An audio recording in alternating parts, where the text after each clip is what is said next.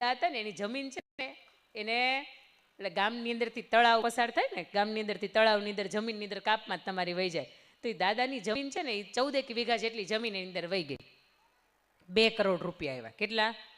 2 કરોડ. દાદાને એની જિંદગીમાં પહેલી વાર 2 કરોડ રૂપિયા જોયા. એટલે દાદાના 2-5 મિત્રો હતા ને એને બોલાવ્યા કે 2 કરોડ રૂપિયાનું શું કરાય, ક્યાં ઇન્વેસ્ટમેન્ટ કરાય તો અમને મેક્ઝિમમ રિટર્ન મળે.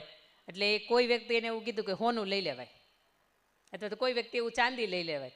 તો કે ચાંદીનો વિચાર કરતો હતો ને ત્યારે 2 લાખ રૂપિયા ભાવ હતો. આજે 2,45,000 ભાવ પહોંચ્યો અને અચાનક તૂટી ગયો હોય તો હું તો લોસમાં જાઉં ભાઈ. ચાંદીમાં સોનામાં આપણે રોકાણ નથી કરવું, શું કરી શકાય? એટલે બીજા એક ભાઈ એવું કીધું કે ડાયમંડ ખરીદી શકાય, સુરતમાં બહુ સારા મળે. પણ જો સીવીડીમાં ને મૂળ ડાયમંડની અંદર ક્યાંક ભેદભાવ ન થઈ જાય, નકર 2 કરોડ નાખી દેવાનું તમને એમ થાય કે હા આવડા ડાયમંડ લઈ આવે, પણ બધા સીવીડી તમારા માટે કામની, તમારા વિશે બહારની વાત છે, અમારા ભાઈઓ માટે આ કામની છે. એટલે એ ખોટા ડાયમંડ આવે અને સાચા ડાયમંડની વાત થાય છે અહીંયા.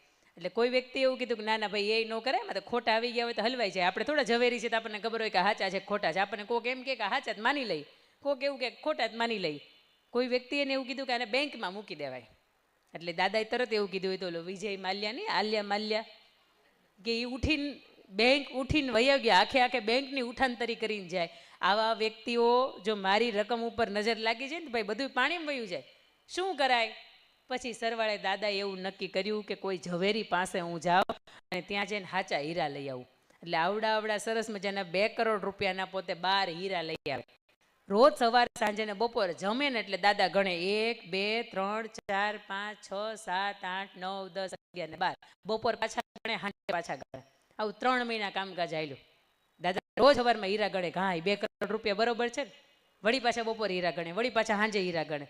એક વખત દાદાને 3 મહિના પછી મગજ ઉપર એવી અસર થઈ ગઈ, દાદાએ એવું કીધું ઓહો આ તો હીરા મારા કાકરા થઈ ગયા છે, હીરા મારા પથ્થર થઈ ગયા છે, પાણા થઈ ગયા છે.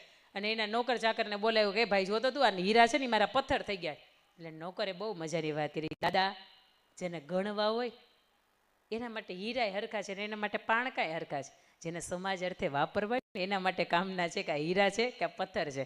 સમાજ માટે તમારી પાસે રહેલી ધન સંપત્તિ જો તમે વાપરી શકો ને તો એ હીરા છે, તમે રોજ ગણીને મૂકી દેવાના છે ને તો એ પથ્થર જ છે. પણ ઘરનો ભાઈ કેવો હોય આની હું તમને વાત કરું છું ત્યારે કે સૌથી પહેલું તો એના જીવનની અંદર વ્યસન ન હોય. બીજી વાત કે એના જીવનની અંદર કોઈ જાતનો ભેદભાવ ન હોય. આ વાત વાળુકડના પ્રોગ્રામ હતા ત્યારે પણ વાત કરી હતી કે તમે ધૃતરાષ્ટ્રને જોયા છે? હા કે ના? ધૃતરાષ્ટ્રને જોયા? તમારે હાઈ પાડવી છે ને તમારે નાઈ પાડવી છે. હા એટલા માટે પાડવી છે કે ઓલા સંજયની સાથે કે ગાંધારીની સાથે અમે જે સિરિયલ હતા, જે મૂવી હતા એની અંદર અમે જોયા છે ધૃતરાષ્ટ્ર આવા દેખાતા હતા. પણ અમે રિયલમાં કે રૂબરૂ નથી જોયા. પણ આ વાત હું તમને કહીશ ને એટલે તમે ચોક્કસ એવું કહેશો કે હા આ ધૃતરાષ્ટ્ર તમે નાકે શેરિયન ઘરમાંય જોયા છે. સમજો ધૃતરાષ્ટ્રની એને ઉપમા હું શા માટે આપું છું. પાંડવો એકલી જમીન માંગી હતી ભાઈ, 5 ગામ માંગ્યા હતા કે 5 ગામ આપી દો પછી તમે છૂટા. ત્યારે દુર્યોધને શું કીધું હતું? હોયની અણી જેટલી હું જગ્યા આપીશ નહીં. રાજ્ય કોનું હતું? પાંડુનું હતું ને. પાંડુ રાજા છે એનું દેહાંત થયું એટલે પોતે અંધ હતા. દાસીપુત્ર વિદુર હતા એટલે દાસીપુત્ર તરીકે રાજાશાહી ઉપર ન આવી શકે. પોતે અંધ હતા અને એને સંતાનો મોટા ન થાય ત્યાં સુધી જવાબદારી વ્યક્તિ તરીકે રાજા તરીકે તમારું કામ હતું. બાકી લડવાનું લડાઈ હોય તો ધૃતરાષ્ટ્ર પોતે જીતીને લાવ્યા હોય. પણ પુત્ર મોહની અંદર પણ પોતે અંધ હતા અને ઈશ્વરે એને નેત્ર પણ નહોતા આપ્યા, એના કારણે પણ પોતે દ્રષ્ટિવિહીન હતા. ભર સભાની અંદર જ્યારે દ્રૌપદીનું અપમાન થાય, દ્રૌપદીનું વસ્ત્રાહરણ થાય, દ્રૌપદી 2 હાથ જોડીને ધૃતરાષ્ટ્રને એવું કે પિતાશ્રી તમે તો રાજાની જગ્યાએ છો, તમે બાપ તરીકે બેઠા છો અને તમારાથી આ જોવાય છે, તમે કાંઈ તમારા દીકરાઓને કહેતા નથી. અને ત્યારે દુર્યોધનની સામે જોઈને કે દુશાસનની સામે જોઈને એવું કે અત્યારે દુર્યોધન જે કરે છે બરોબર જ કરે છે. દ્રષ્ટિ આટલી બધી તો અંધ નહીં રાખવી, આટલો બધોય પુત્ર મોહ ન રાખવો કે ઘરમાં કોઈ વ્યક્તિની સાથે અન્યાય થતો હોય અને આપણે આંખો બંધ કરીને બેસી રાખીએ. બીજી વાત કે તમે ગીતાજી ખોલો, 1લો અધ્યાય એમાં 1લો શ્લોક અર્જુન વિષાદ યોગની અંદર કે ધર્મ ક્ષેત્રે કુરુક્ષેત્રે સમવેતા યુયુત્સવે મામકા પાંડવાશ્ચ કિમ કુર્વત સંજય. એની અંદર એવું કહે છે, ધૃતરાષ્ટ્ર એવું કહે છે, આખા 700 શ્લોકમાંથી એક જ શ્લોક ધૃતરાષ્ટ્ર બોલે છે.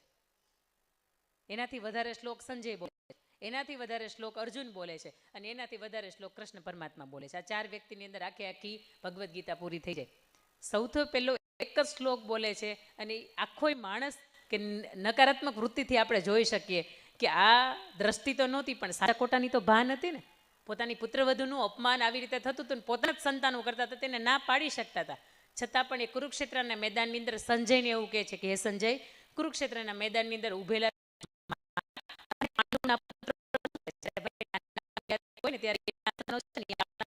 કહેવાય. પણ આ ધૃતરાષ્ટ્ર વૃત્તિ મારે એટલા માટે અહીંથી મંચ ઉપરથી કેવી છે કે મારા સુરતની અંદર એક ભાઈ કે એક એરિયાની અંદર એક ભાઈનું ઘર શેરડીનો સાઠો બહારથી કપાવે. તમને ખબર છે પૂંછડાનો ભાગ હોય કેવો હોય, શેરડીની અંદર મોળો ભાગ હોય અને ઉપરનો ભાગ હોય મીઠો ભાગ હોય. એક શેરડીમાંથી 2 કટકા કરાવે. ઘરના આંગણે 2 બાળકો રમે.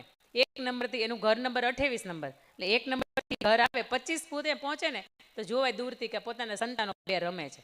જમણા હાથની અંદર પોતાનો મીઠો ભાગ હતો, પણ એ બાજુ પોતાના ભાઈનો સંતાન રમતું હતું, અને ડાબા હાથની અંદર મોળો ભાગ હતો, પણ એ બાજુ પોતાનું સંતાન રમતું હતું. એટલે 25 નંબરથી 28 નંબર પોતાના ઘરના આંગણે સુધી પહોંચ્યા એટલે હળવેકથી આમ કરી આમ ક્રોસ કરી દીધું. લ્યો છોકરાઓ શેરડી ખાવ. છોકરાને ખબર નથી કે મોટા બાપાએ આપણી યારે દગો કર્યો, પણ ઈશ્વર તો એના દરબારમાં જુએ છે ને કે તમે તમારા સંતાન માટે તો કે શ્રેષ્ઠને મીઠું આપ્યું, અને તમારા ભાઈના સંતાન માટે તો કે તમે મોડું આપ્યું. તેમાંથી 4-5 કટકા કરાવ્યા હોત તો ભાઈ, સંતાન મારા માટે, મારું સંતાન છે માટે હું શ્રેષ્ઠ આપું, અને મારા ભાઈનું કે બેનનું સંતાન છે એના માટે ગમે એવું ચાલશે. આવી વૃત્તિ જો ઘરના વડીલ તરીકે, ઘરના વ્યવહારો કે ઘરના આર્થિક કમાનાર વ્યક્તિ તરીકે જો તમારી અંદર હોય તો ચોક્કસ આ મંચ ઉપરથી કહેતા જરીકે શરમ ન લાગે, તમને ધૃતરાષ્ટ્ર ન કહેવાય, તમને ધૃતરાષ્ટ્ર જ કહેવાય. કારણ કે તમે તમારા ને તમારા સંતાનો, ભાઈના જે સંતાનો છે ને આની વચ્ચે તમે ભેદ જુઓ છો. ભાઈ તરીકે તમે કેવા હોય, તમે રામાયણની અંદર પ્રભુ શ્રી રામનો પ્રસંગ લ્યો ને તો એ તમને દેખાય.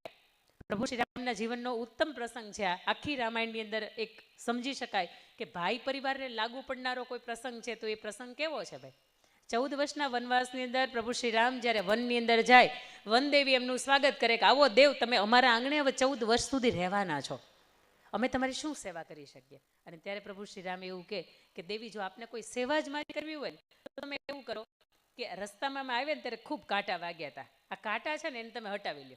વનદેવી મરક હસે ને એવું કે દેવ, તમે 14 વર્ષ સુધી તો પાછા નથી જવાના, તો કેમ તમે એવું કહો છો કે 14 વર્ષની અંદર તમે પાછા જવાના નથી, રસ્તા ઉપર તો ચાલવું નથી, તો તમે કાંટા ઉઠાવી લેવાની કેમ વાત કરો છો? અને ત્યારે પ્રભુ શ્રી રામ ખૂબ મજાની વાત કરે છે કે મને જ્યારે વનવાસ મળ્યો ને ત્યારે મારો ભાઈ ભરત મામાને ઘેરે ગયો હતો.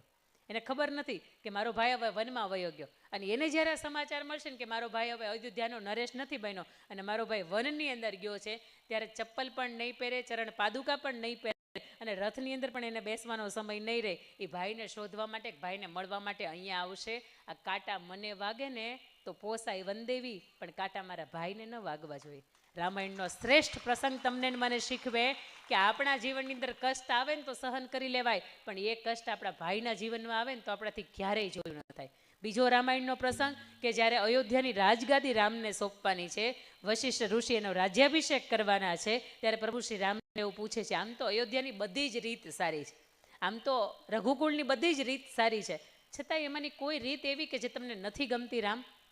અને ત્યારે પ્રભુ શ્રી રામ એવું કહે છે કે હા ઋષિ, એક રીત એવી છે કે મને એમ લાગે કે એમાં સુધારો આવવો જોઈએ. કઈ રીત રામ? અને ત્યારે પ્રભુ શ્રી રામ એવું કહે છે કે અમારા 4 ભાઈના જન્મ સાથે થયા, અમે રમ્યા સાથે, અમે જમ્યા સાથે, અમે મોટા સાથે થયા, અમારા કર્ણવેદ સંસ્કાર સાથે થયો, અમારો યજ્ઞોપવિત સંસ્કાર સાથે થયો, ત્યાં સુધી કે સીતાજીને એકને આપ્યા ને જનક રાજાએ 4 એની દીકરીઓને એકની પાછળ બીજી 3 આપી, એટલે અમારા આમ જોઈએ તો લગ્ન પણ ઓછા સમયગાળાની અંદર સાથે થયા. તો આજે રાજગાદી ઉપર બેસવાનું છે, આજે જ્યારે ખુશીનો પ્રસંગ છે ત્યારે રાજગાદી ઉપર હું એકલો છું કે ત્યારે મારા બીજા 3 ભાઈ કેમ નહીં? પ્રભુ શ્રી રામે ત્યાં પણ એવું કહ્યું હતું કે જીવનની અંદર જો કોઈ સારો પ્રસંગ આવે ને તો સૌથી પહેલા મને મારો ભાઈ યાદ આવે. બીજી વાત, સરદાર વલ્લભભાઈ પટેલ 75 વર્ષ જીવ્યા અને ગયા, એને પણ 75 વર્ષ પૂરા થયા. એટલે આ વર્ષ એવું સમયગાળો છે કે એની 1/2 શતાબ્દી વર્ષ આપણે ઉજવી રહ્યા છીએ. 150 વર્ષની આ ઉજવણી છે આપણે કરી રહ્યા છીએ. ગઈકાલે મારા અમદાવાદમાં કાર્યક્રમ હતો ત્યારે વાત થઈ કે 1925ની અંદર પોતે મેયર પદ ઉપર હતા, અમદાવાદના મેયર તરીકે, અને આજે 2025 પૂરું થયું, 2026ની શરૂઆત, 100 વર્ષ પહેલા સરદાર વલ્લભભાઈ પટેલ અમદાવાદને મેયર સ્વરૂપે મળ્યા હતા. આપણો પણ સમાજ ત્યાં વસે છે એટલે વાત થઈ મારે. સરદાર વલ્લભભાઈ પટેલ એના જીવનમાંથી એક સરસ મજાનું ઉદાહરણ કે શીખી શકાય કે ભાઈ તરીકે તમે કેવા હોય. 562 રજવાડા ભેગા કરવાના હતા, એમાંના 222 રજવાડા તો માત્ર સૌરાષ્ટ્રના હતા. 52 દિવસનો સમયગાળો, અને ગાંધી બાપુ એમ કે કેમ ભેગું થશે? અંગ્રેજોને બ્રિટિશ સરકારો એવું કહીને ગયા કે અમે 14મી ઓગસ્ટની રાત્રે એટલે 15મી તારીખની વહેલી સવારે અમે તમારા દેશમાંથી જઈએ છીએ અને તમને અમે બાંધેલી જે પણ ગુલામી છે ને એમાંથી અમે છૂટા પાડતા જઈએ. પણ અંદરો અંદર અમે એટલા બધા ભાગલા પાડી દીધા છે કે હવે ઓછો સમયગાળો છે ને તમારે જો ભારત વર્ષ એક કરવું હોય ને તો તમે યા હોમ કરીને નીકળી પડો. 52 દિવસનો એ સમયગાળો, 562 રજવાડા ભેગા કરવાની વાત. ત્યારે સરદાર વલ્લભભાઈ પટેલ એવું કહે છે કે હું એકલો કાફી છું, બાપુ તમે ચિંતા ન કરો, હું એક એક વ્યક્તિ પાસે જાય, એક એક રાજવીની પાસે જાય અને એને હું વિનંતી કરીશ કે ભારત વર્ષને એક ભારત અને શ્રેષ્ઠ ભારત બનાવવા માટે તમારા યોગદાનની જરૂર છે.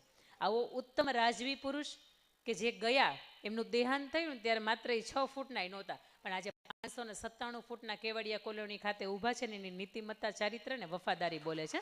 આજે પણ તમે ત્યાં જાઓ ને તો તમારે આ માથું આખે આખું ઊંચું કરીને આમ જોવું પડે આમ, ત્યારે એ સરદારની આંખોની સાથે તમારી આંખો ન મેચ થાય. એ ગયા ને ત્યારે એના ગજવામાંથી 300 રૂપિયા નહોતા, પોતે ગૃહપ્રધાન હતા, નાણાં ખાતું આખું આખું એના હાથમાં હતું. અત્યારે તમારે મારા હાથમાં ખાલી સરપંચની રાય હોય ને તો આપણે હાથ ભેડીને હાજુ થઈ જાય, એટલું બધું આપણે ભેગું કરી લઈએ, પણ એ તો નાણાં પ્રધાન હતા, એના હાથમાં આખે આખું ભારત વર્ષનું સંચાલન હતું. તેમ છતાં તે ગજવામાંથી ગયા ને ત્યારે દેહાંત સમયે 300 રૂપિયા નીકળ્યા નહોતા, પણ આજે 3000 કરોડના ખર્ચે ઊભા છે ને એનું કારણ કે એની નીતિમત્તા ને એનું ચરિત્ર, એની વફાદારી છે.